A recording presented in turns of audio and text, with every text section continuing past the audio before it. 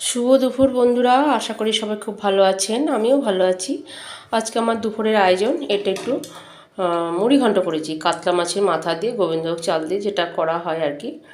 একটু মুড়িঘণ্ট করেছি, একটু মাখা মাখা করেছি, ভাত দিয়ে খাবো তো, আর রাত্রেবেলা একটু রুটি দিয়েও খাবে।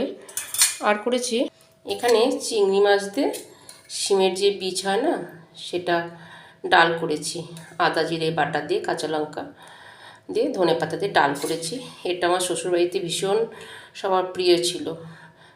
তো এবারে শিমের বীজটা সহসা পাওয়া যায় না, এখন শীতের শেষ, এই বীজটা এই সময় বেশ পাওয়া যায়, তো নিয়ে এসেছিলাম। তো আজ এটা রান্না করেছি। আর এখানে একটু 2 পিস ইলিশ মাছ ছিল, একটা পার্শে মাছ, একটু ডিম, এগুলো একটু ভেজে রেখেছি।